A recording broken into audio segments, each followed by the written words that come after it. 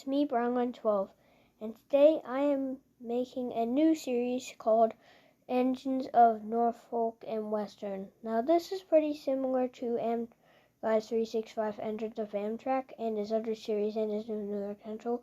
This is Norfolk and Western. Today we're going to be looking at the Class A locomotive. So enjoy the video. Upon delivery on the class, starting in 1936, starting with 12,000 and 12,001, they were tested and proved successful, with the railroad satisfied with the class and bought 8 more the following year.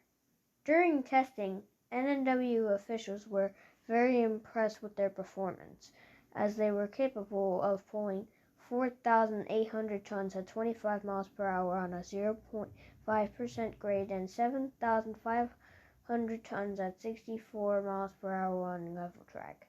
During World War II, the railroad built 25 more A's between 1943 and 1944, and finally 8 more between 1949 and 1950. They were some of the last mainline steam locomotives to be put into service.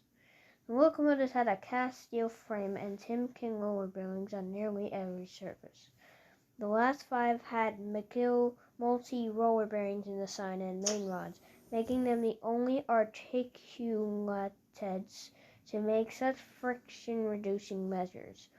They were assigned to freight service and have pulled slower heavy freight trains as well as fast as time freight.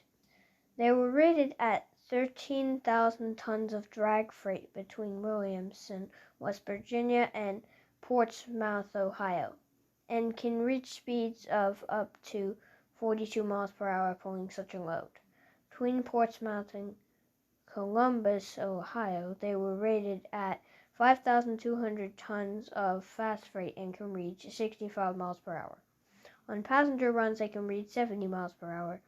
Over the Canova district, the railroad increased the A's slow freight tonnage rating from 13,000 to 14,500 tons. To reduce the amount of stops for water, they ran with auxiliary tenders with capacities of up to 20,800 gallons of water. This also increased gross ton miles per train per hour, GTM, 31% on the 112-mile Canova district between Williamson and Portsmouth, Ohio.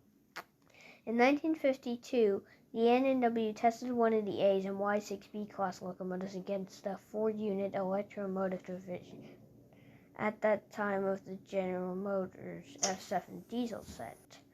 The test indicated that fuel costs and similar items were roughly the same, and the test was considered a tie.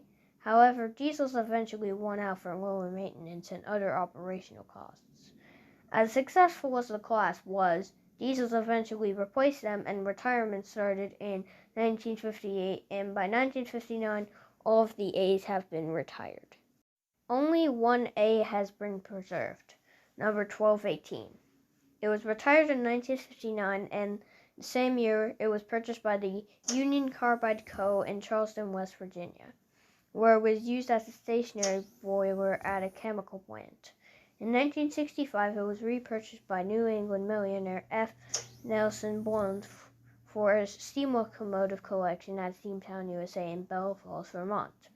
3 years later, its former owner, Norfolk and Western, did a cosmetic restoration on 1218 at their East End shops in Roanoke, Virginia, same place where it was built. After that, it was put on display at the Roanoke Transportation Museum in 1971.